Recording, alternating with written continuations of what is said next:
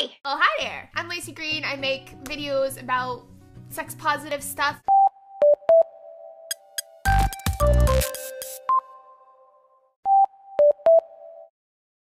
Dieting in the US is a big part of how we learn to develop a relationship with food and with weight. The perfect body that so many people are chasing after is like 20% below the ideal healthy weight. But the problem isn't you. It's, one, the media, which is a huge source of our learning about what's valuable, what's beautiful. Two, sexism. Women are socialized to constantly monitor their own bodies and to make sure that they don't take up too much space. Three, our social environment. Our friends and our parents' diet and body image issues like seep into our brain. And four, the ginormous scam that is the diet industry. Weight loss is paired with things like, and now I can keep up with my kids, my job, the house. More feminine, more sexy, more energetic, and happier. Becoming more beautiful, becoming more desirable, a better girlfriend, a better person. The people's goodness, their value does not come down to their weight. You are a whole ass human being that is so much more than just a number.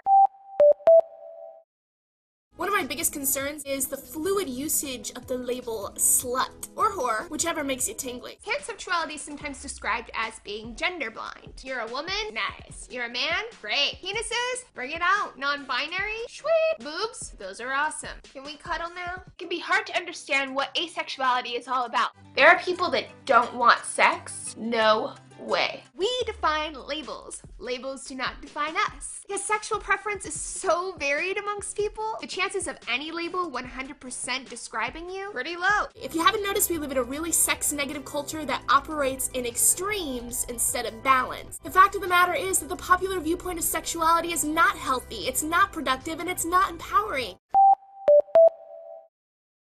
Advertisers are taking things that are typically deemed more feminine and then masculinizing it so that they can sell it to manly men. There's loofahs, and then there's shower tools for men. There's healthy cereal, and then there's some man crunchies for us guys. You want me to use this shit? I only use razors infused with danger. Ow!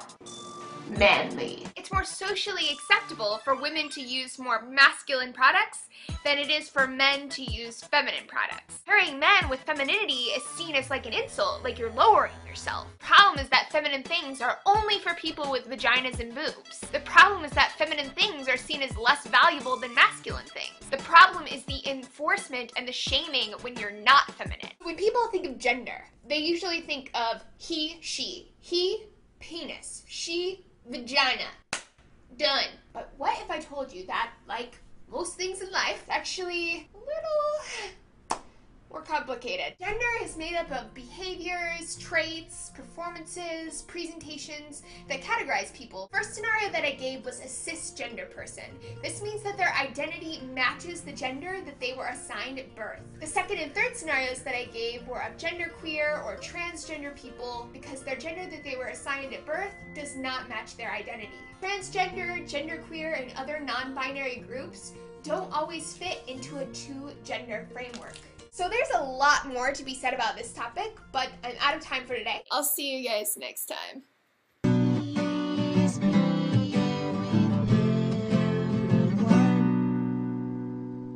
Except your mom. Oh. What?